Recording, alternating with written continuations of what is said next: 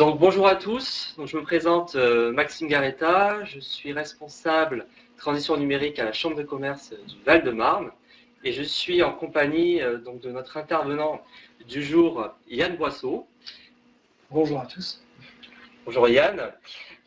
Donc aujourd'hui on fait un webinaire dans le cadre des digiteurs, ce que vous voyez derrière moi, les digiteurs.fr, donc n'hésitez pas à aller sur le site pour avoir plein d'astuces pour votre transition numérique et aussi pour voir les prochains webinaires qui auront lieu dans les prochains jours.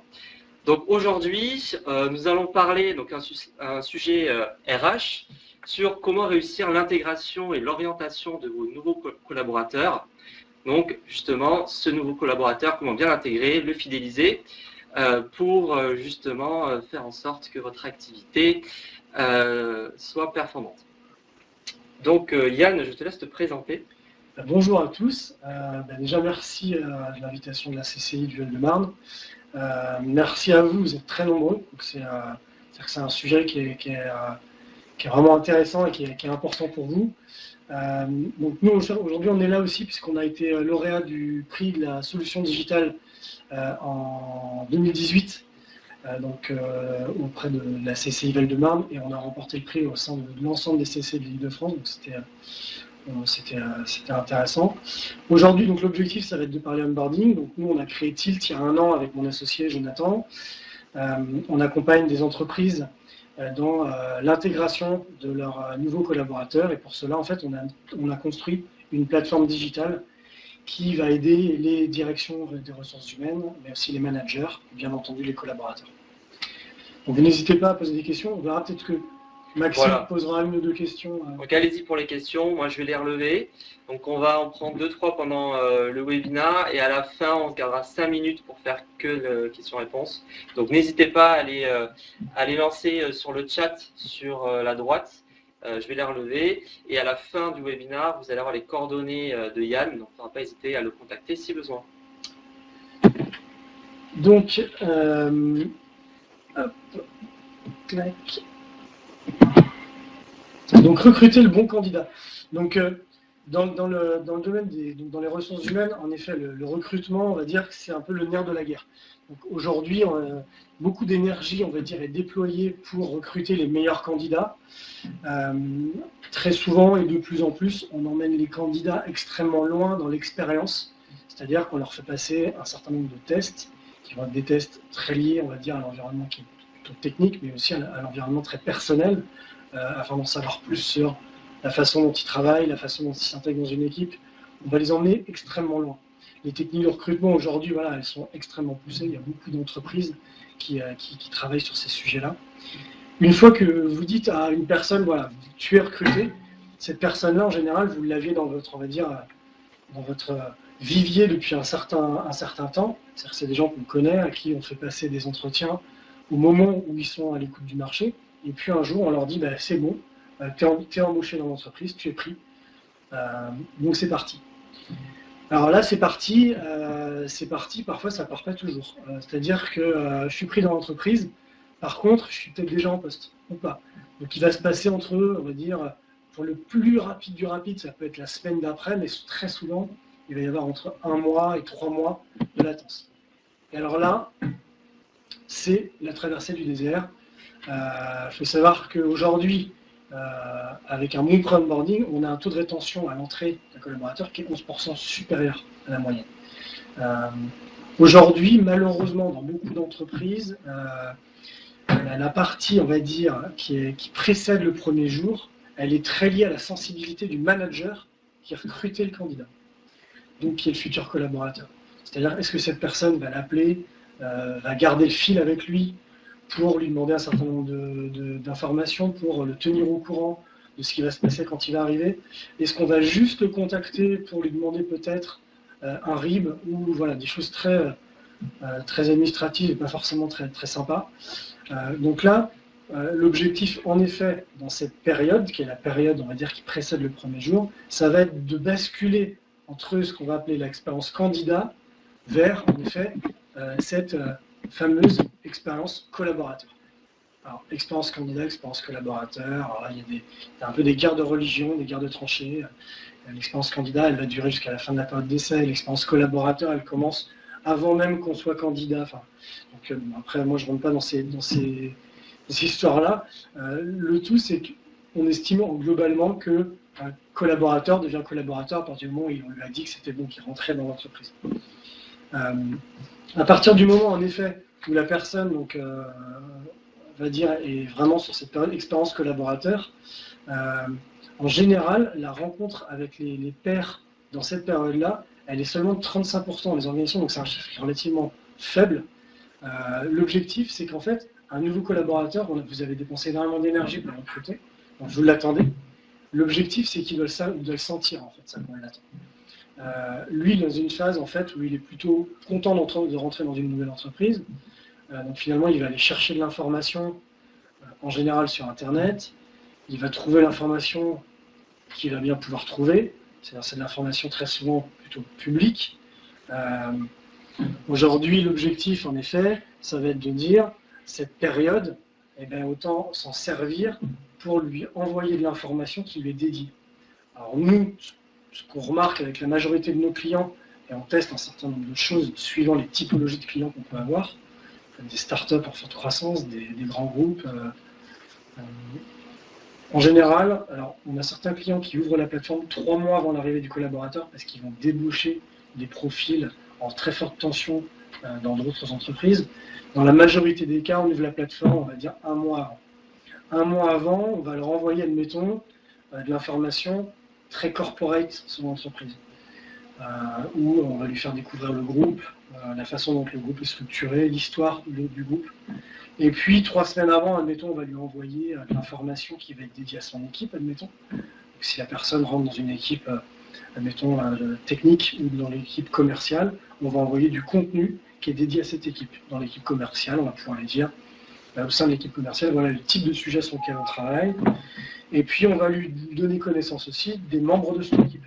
Dans ton équipe, tu auras Maxime, tu auras Yann.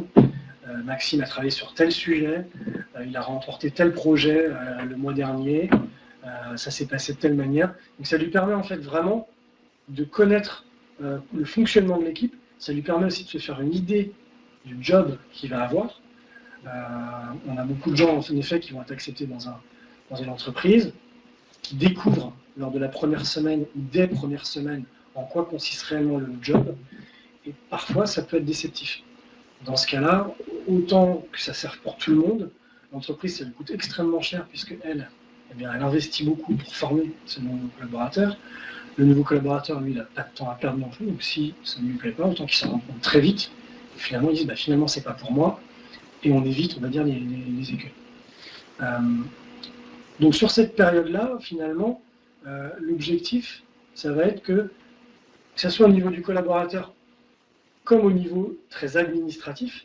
Nous, en interne, en fait, on a déjà envoyé un certain nombre de tâches à l'ensemble des services, puisqu'en fait, l'arrivée d'un nouveau collaborateur impacte l'ensemble des services d'une entreprise. Donc, on va envoyer des informations à la DSI pour que le collaborateur ait un ordinateur ou un téléphone portable, aux services généraux pour qu'il ait un badge, qu'il puisse garer sa trottinette, son vélo, son skate, sa voiture, qu'il puisse le faire dans les bonnes conditions. Qu'on puisse, on va dire, lui préparer son bureau. Alors, de plus en plus, on voit des entreprises qui vont photographier un ordinateur tout neuf avec le mug, le suite, etc. Ce qui en soi est plutôt très sympa, c'est une très bonne démarche. En effet, l'objectif, c'est un ensemble de choses, c'est-à-dire qu'on puisse aussi préparer, entre guillemets, le fait qu'on lui demande son RIB, son numéro de sécu, son dernier diplôme si on en a besoin, bien avant son arrivée, et que ces éléments puissent être envoyés avant son premier jour. Nous, on est en train de travailler avec un client là, pour faire signer le contrat de travail en amont de l'arrivée du collaborateur.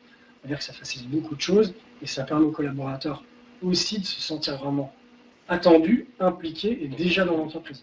C'est un point très important. Alors le premier jour, là il est un peu symbolique pour tout le monde. Pour beaucoup de gens, le premier jour, c'est l'onboarding. L'onboarding, c'est le premier jour. Qu'est-ce que vous faites pour l'onboarding ? Le premier jour, en fait, on l'accueille, on lui fait visiter les locaux. Pour nous, en fait, c'est ce qu'on pense, c'est que le premier jour, en fait, ça n'est pas vraiment un premier jour. C'est-à-dire que s'il y a eu un pré-onboarding qui a été bien fait, le premier jour, on va dire, c'est une suite logique, une intégration dans l'entreprise. C'est-à-dire que le collaborateur, il connaît déjà le nom de ses collègues, il sait déjà comment est structurée l'entreprise, quelles sont les activités de l'entité qu'il rejoint. Donc aujourd'hui, il faut savoir que sur ce premier jour, c'est écrit en dessous, il y a 4% des collaborateurs qui décident de partir un premier jour. Alors 4%, on pourrait dire que c'est pas beaucoup. Moi, je trouve ça dingue. C'est vrai que 4% des personnes qui intègrent l'entreprise, finalement, ne décident de ne pas revenir le second. Oui. Donc, ça veut dire que, je sais pas, pour certaines personnes, alors je m'appelle Julien, on m'appelle Sylvain, on peut très mal le prendre. Ton manager n'est pas là ce matin, il a un rendez-vous, tu vas attendre. Ok, tu vas prendre un café, puis 3, puis 5. Alors d'une personne à l'autre, c'est vraiment lié aux sensibilités des gens.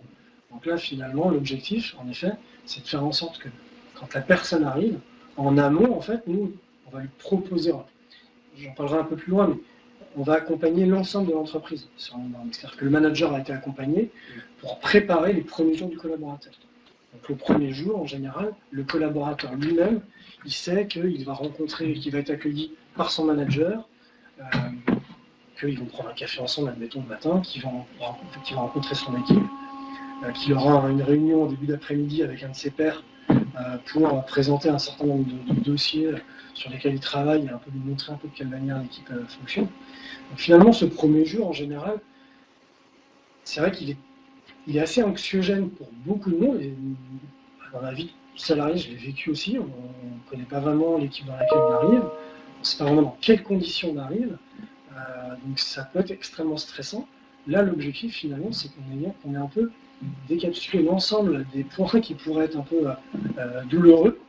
Et probablement, pour certaines entreprises, on a le cas de clients qui le font régulièrement, c'est de proposer aux collaborateurs, en fait, de rencontrer son équipe, que ce soit pour quelque chose de très, on va dire, informel, comme un pot entre collègues, ou un déjeuner avant le premier jour. Et ça permet, en fait, déjà, de bien briser la glace et d'avoir, entre guillemets, de permettre aux collaborateurs de vraiment s'intégrer de manière beaucoup plus soft. Et alors justement, on a Caroline qui te demande qui prend en charge l'onboarding. Est-ce que c'est le N+1, le RH? Alors, l'onboarding, en fait, finalement, en effet, c'est une question qui est intéressante. C'est quelque chose d'assez global. C'est-à-dire que côté entreprise, c'est la volonté de mettre en place une stratégie d'onboarding, d'accueil des collaborateurs, ça vient directement des ressources humaines, de la direction. Derrière, l'objectif, en effet, c'est que ça impacte l'ensemble des services, comme je le disais. Donc, si on parle notamment du N+1 ou du manager en général, l'objectif, bien entendu, c'est d'accompagner le manager dans l'accueil de ses collaborateurs. C'est très lié, on va dire, à des choses. Alors, je le dis souvent, le onboarding, on n'a rien inventé, ça existe depuis toujours. Accueillir quelqu'un dans son entreprise, ça existe depuis des centaines d'années, mais ça a toujours existé. C'est très lié à l'humain. Donc c'est comme dans la vie personnelle. Il y a des gens qui reçoivent beaucoup mieux que d'autres. Il y en a qui vont préparer une après-midi à faire des petits plats, il y en a qui ne savent pas le faire. Ils vont acheter un plat, puis ils vont se débrouiller pour qu'il soit joli. Mais l'objectif, c'est qu'on met du cœur à accueillir quelqu'un. Et ça, finalement, dans une entreprise, les managers, ils n'ont pas toujours le temps, ils n'ont pas toujours la sensibilité, on n'est pas tous sensibles aux mêmes choses. Et l'objectif, c'est qu'on puisse leur donner les outils. Donc là, nous, on va dire qu'on va forcer un petit peu les choses, on en parlera un peu plus loin, pour aider le manager à bien accueillir le collaborateur. D'accord. Alors, la première semaine. Donc, la première semaine, moi, j'adorais l'agence touriste, plus jeune ne connaîtrait pas, mais c'est que j'adore quand un plan se déroule sans atout. C'est que finalement, si on a fait un bon onboarding, globalement, on aura une super bonne première semaine. Parce que la première semaine, en général, alors là, je pense qu'on l'a un peu tous vécu. La première semaine, on court entre le premier, le troisième, entre les services généraux parce qu'on n'a pas le bon badge. On me demande mon RIB parce que c'est important pour être payé. Je n'ai pas mon ordinateur. Alors, d'accord, tu n'as pas les bons logiciels à faire à la DSI. Donc, bonjour à la DSI. Je vais y passer une demi-journée. On va garder mon ordinateur en me donnant un mot. Enfin, voilà. On peut passer la semaine en fait à courir du deuxième au cinquième au huitième. Voilà, on ne s'en sort pas. Finalement, on ne fait pas grand-chose. L'objectif, en effet, là, c'est d'éviter les allers-retours. Tout ce qui est question administrative peut être fait bien en amont de l'arrivée du collaborateur. Comme je le disais tout à l'heure, Nous, l'objectif, en effet, c'est d'avoir un certain nombre de documents que l'entreprise souhaite récolter, comme, je disais, le RIB, le numéro de sécu, un certain nombre d'éléments qui sont importants pour elle, et de faire en sorte que ce soit intégré bien en amont de l'arrivée. Et derrière, de proposer aux collaborateurs, finalement, que cette première semaine, elle soit vraiment dédiée à son activité, à son équipe. Ça n'empêche pas, justement, les services administratifs ou la DRH, qui finalement aura gagné du temps en ayant fait ces choses-là en amont, de prendre du temps pour, par exemple, échanger son contrat de travail du collaborateur. Bien même qu'il l'ait signé en amont, en général, certaines entreprises aiment bien passer du temps. On va dire qu'on ne change rien aux habitudes qui existent. L'objectif, c'est surtout de voir ce qui est fait, de maximiser ce temps-là et d'optimiser pour qu'en fait, finalement, toutes ces tâches fassent gagner du temps à tout le monde et qu'on ait plus de temps, entre guillemets, pour être entre humains, j'ai envie de dire. Donc, après la première semaine. Alors, après la première semaine, il y a un chiffre qui fait, c'est toujours très personnel, mais qui me fait très froid dans le dos, c'est le chiffre des 22%. 22% du turnover des collaborateurs intervient dans les 45 premiers jours. C'est-à-dire que dans les 45 premiers jours de sa vie en entreprise, il y a plus d'un collaborateur sur 5 qui a déjà décidé qu'il la quittera. C'est-à-dire que pour lui, le premier mois et demi n'a pas été concluant. Et concrètement, il ne se projette pas dans l'entreprise. Donc là, l'objectif, en fait, finalement, c'est très souvent qu'il y a eu un loupé, c'est-à-dire qu'on croit avoir donné l'ensemble des éléments aux collaborateurs, et finalement, il n'y a pas l'ensemble des éléments. L'objectif, en effet, c'est de vouloir absolument garder en fait ce contact. C'est-à-dire que l'objectif, c'est que après la première semaine, en effet, très souvent, il y a un peu une période qui est un peu creuse. C'est-à-dire qu'on pense que le collaborateur a pris ses marques dans son équipe. Et là, en effet, c'est la période où il faut faire le plus attention. Nous, on le voit en fait auprès de nos clients. Entre le premier et le troisième mois, c'est là où il y a vraiment un décrochage. C'est-à-dire que le collaborateur commence à travailler sur des missions qu'on lui donne, quelles que soient ces missions. Et finalement, il va se rendre compte au bout de 2-3 semaines que ses collègues, eux, finalement, ont un fonctionnement qui est très fluide puisqu'ils sont en entreprise depuis 6 mois, 1 an, 2 ans. Que lui n'a pas du tout le même rythme, ce qui est tout à fait normal. Et finalement, cette période, elle pourrait servir à beaucoup de choses.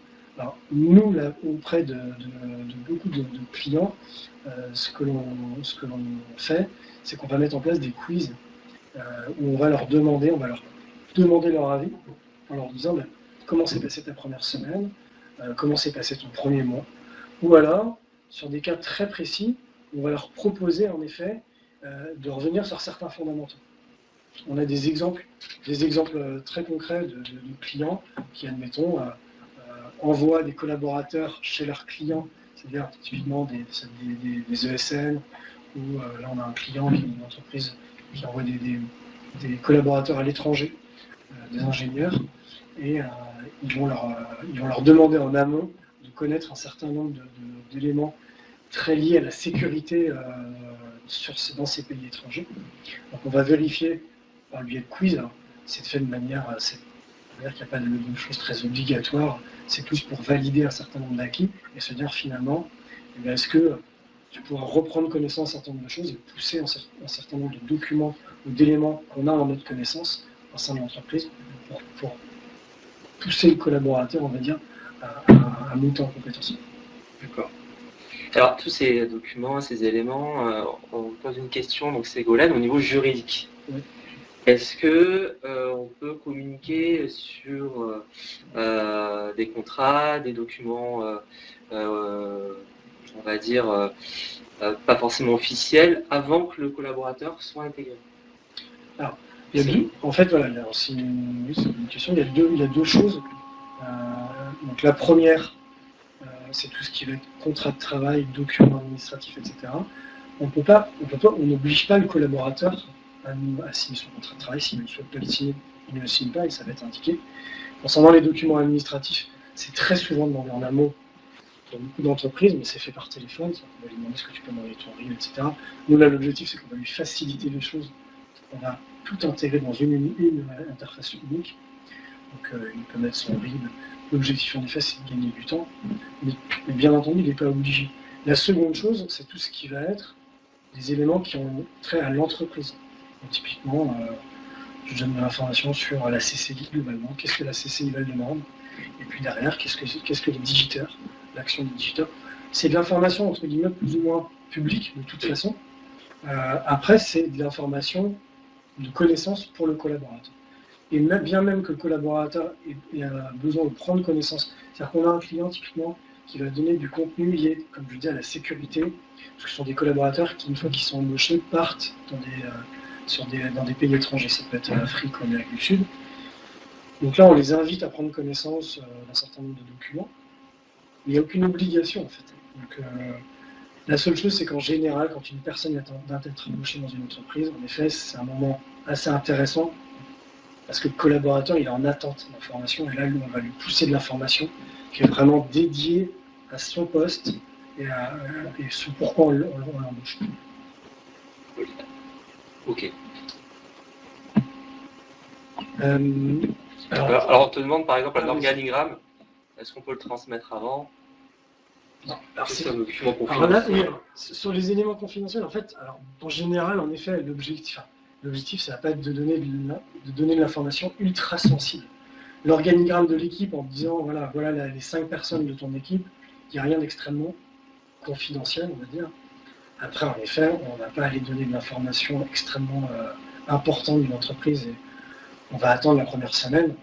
L'onboarding, en effet, il peut commencer un mois avant, mais il va durer 1 mois, 2 mois, 3 mois après. Et ces informations qui sont beaucoup plus entre guillemets confidentielles peuvent tout à fait être diffusées après l'arrivée du collaborateur. Nous, et ça on le répète toujours, on va faire très attention au fait qu'on s'adapte complètement. C'est-à-dire que la plateforme, nous, l'entreprise qui utilise Tilt s'approprie complètement la plateforme et il y intègre le contenu qu'elle le souhaite. On ne pose rien d'automatisé entièrement. D'accord. Ok.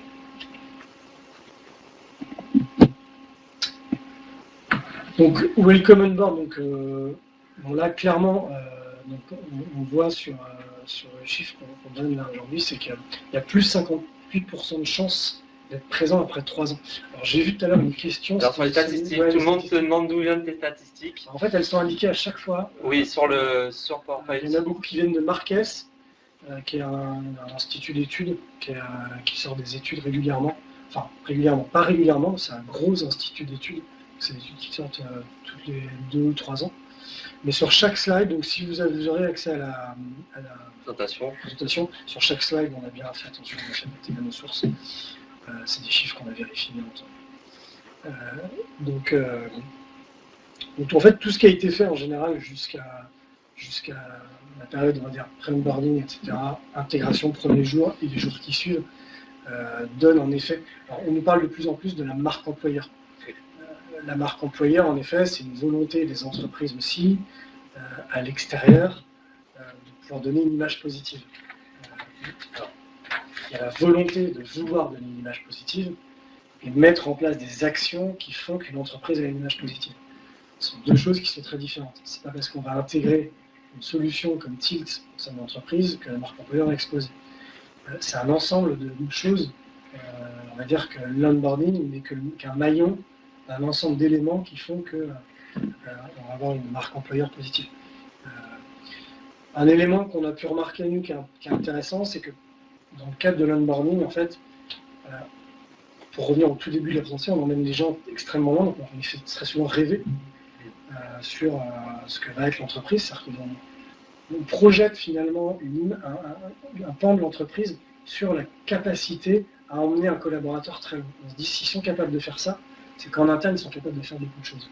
Derrière, quand il n'y a rien avant le premier jour, voire un premier jour raté et une première semaine à courir à droite à gauche, ça casse un peu cette image-là.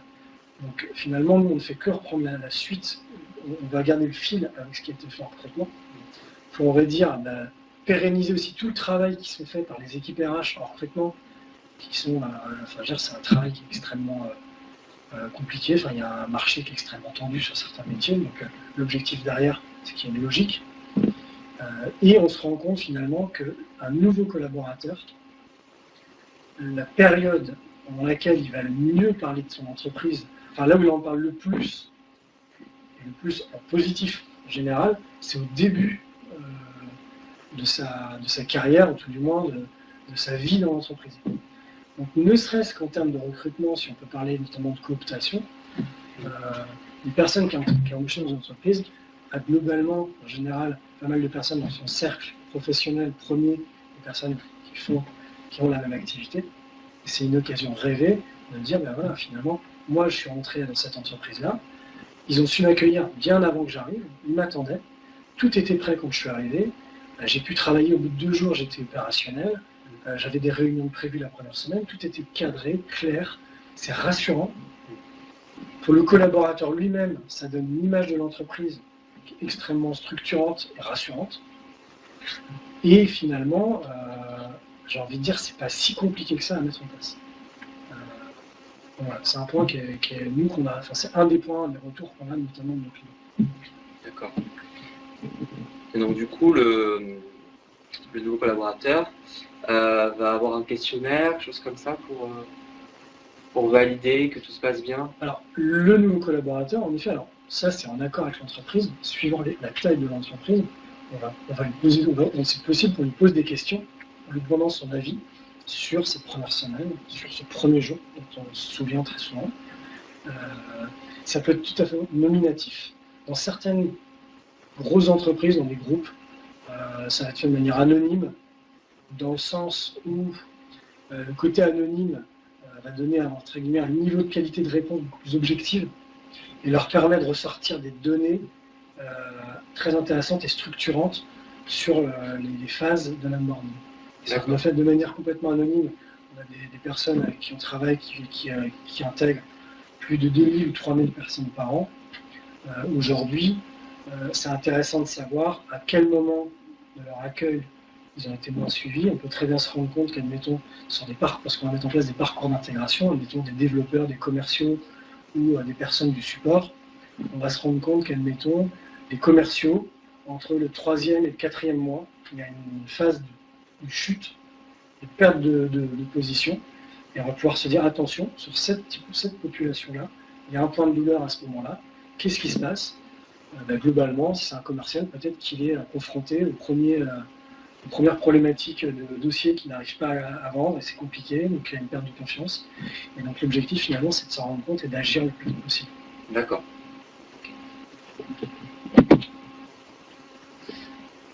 Alors l'équipe donne confiance. Donc je rebondis en fait un peu sur une question dont on parlait de certaines de nos statistiques et nos chiffres. On en a cherché beaucoup. On a cherché beaucoup de chiffres on a beaucoup cherché surtout de chiffres sur l'onboarding. On n'en a pas beaucoup trouvé. Il y en a un certain nombre qui existent comme ceux qu'on a pu donner là. Il y a une étude qui est extrêmement intéressante. Alors c'est une étude qui s'appelle le projet Aristote, c'est un projet que Google a rendu public, que Google a fait entre 2008 et 2016, si je ne dis pas de bêtises. Ils ont fait ça sur plus de 150 équipes dans le monde, de minimum 8 personnes. Et en fait, leur postulat de départ, c'était d'essayer de comprendre comment un individu dans une équipe, qu'est-ce qui fait qu'un individu est performant dans une équipe, donc dans une team. À cette question, en fait, finalement, ils avouaient eux-mêmes qu'ils pensaient à des réponses type liées aux soft skills, donc l'empathie, la bienveillance, etc. Ils se sont rendus compte au bout de 8 ans que ce qui arrivait très loin devant, c'était la capacité de l'équipe elle-même à mettre l'individu en confiance psychologique. Donc quand on a lu cette étude, en fait, finalement, il n'y a rien à voir avec le learning. On s'est dit, la confiance, c'est toujours pareil, c'est comme dans la vie personnelle. C'est-à-dire que la confiance, ça se gagne, ça se perd. Quand on rentre dans une entreprise, parfois, on n'a pas eu la confiance qu'on méritait, mais on est dans l'entreprise depuis 1 an, 2 ans, et puis on n'a pas forcément confiance pour un certain nombre d'éléments qui sont complètement extérieurs. Et finalement, on a perdu la confiance. Et donc, finalement, le meilleur moment pour gagner la confiance, c'est cette période d'onboarding.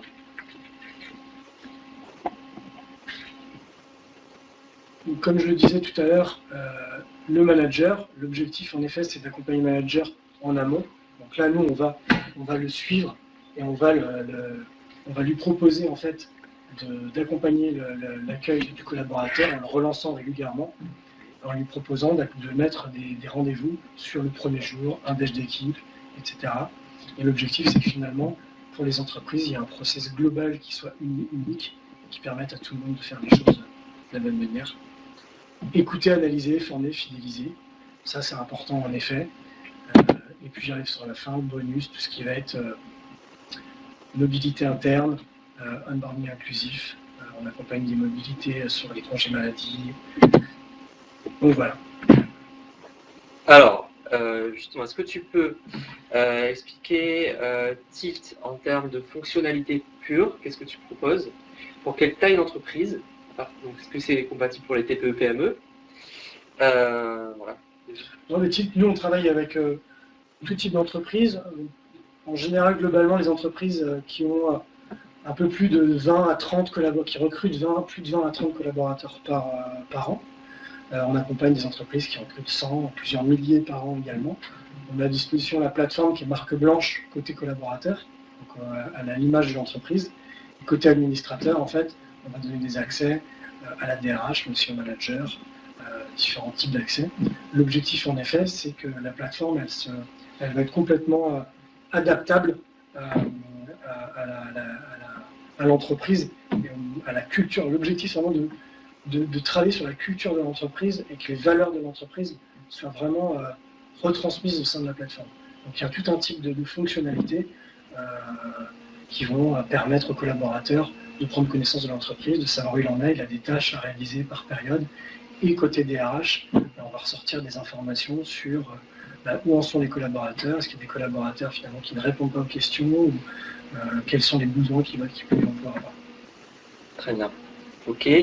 En termes aussi de participation, est-ce que les collaborateurs peuvent aussi avoir une action sur Tilt? C'est-à-dire, est-ce qu'ils peuvent aussi être audités pour savoir si la personne qu'ils ont recrutée fait bien dans son travail, est compétente, etc. Est-ce que les collaborateurs vont pouvoir aussi faire partie de la plateforme Tilt? Oui, alors les collaborateurs, en fait, dans la phase d'intégration, notamment en amont, en général, on va donner connaissance aux collaborateurs des membres de son équipe. Et donc, du coup, les membres de l'équipe, en fait, finalement, auront aussi capacité à communiquer avec le nouvel arrivant pour justement le mettre dans cette dynamique. D'accord. Très bien. Donc, on arrive donc sur la fin donc, de ce webinaire. Donc, n'hésitez pas à prendre en note le contact de Yann si vous avez des questions pour l'intégration, si vous voulez qu'il vous fasse une démo. Je pense que tu es dispo pour faire des démos. Tout à fait. La présentation aussi sera disponible également en replay à partir donc, de demain soir. N'hésitez pas à aller sur le site lesdigiteurs.fr pour consulter les prochains webinaires. Merci beaucoup pour votre participation. On a eu beaucoup de personnes aujourd'hui et à bientôt. À très vite. Merci à tous et à très bientôt. Et n'hésitez pas à me contacter directement. Bonne journée, au revoir. Au revoir.